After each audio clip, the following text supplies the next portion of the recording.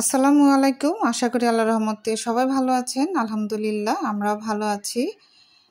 এখানে আমি চাইনিজ স্টাইলে আজকে চিকেন ফ্রাই তৈরি করেছি। এটা ফ্রাইড রাইসের সাথে খেতে খুবই ভালো লাগে, আবার পোলাওর সাথেও খেতে ভালো লাগে। তো যেভাবে তৈরি করেছি হুবহু চাইনিজের মতো সেটাই শেয়ার করছি। এখানে আমি অনেকগুলো চিকেনের পিস ধুয়ে রেখেছি খুব ভালো করে।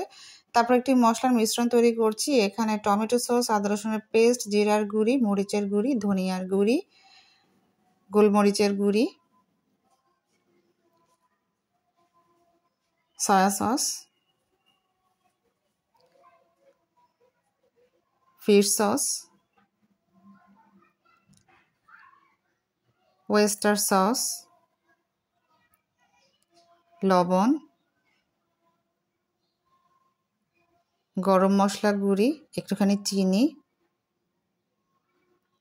একটুখানি ম্যাগি সস দিয়ে আমি খুব ভালো করে মিক্স করে নিচ্ছি মশলাটাকে।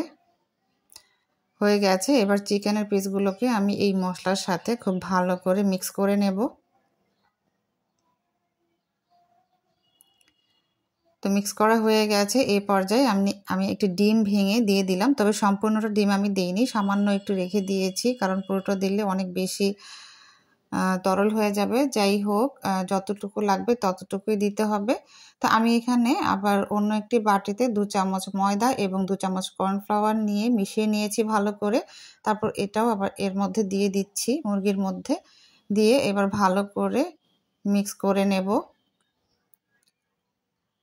মিক্স করা হয়ে গেছে। এবার ডুবো তেলে এটাকে আমি ভেজে নেব। তেলটা এমন দেখি আপনারা কেউ কিছু মনে করবেন না অবশ্যই, কারণ আমি এই তেলে পেঁয়াজ বেরেস্তা করেছিলাম, তাই এটার রঙটা এরকম। তো যাই হোক, সেই তেলেই আমি চিকেনটাকে ভেজে নিলাম একটু মৃদু আঁচেই উল্টে পাল্টে। তারপর এটাকে ভেজে নেব যেন ভিতর থেকে খুব ভালো করে সিদ্ধ হয়।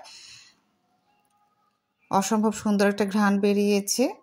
তো এই যে তৈরি হয়ে গেল চাইনিজ স্টাইলের চিকেন ফ্রাই। আশা করি আপনাদেরও ভালো লেগেছে। সবাই অনেক ভালো থাকবেন আল্লাহর রহমতে। আল্লাহ হাফেজ।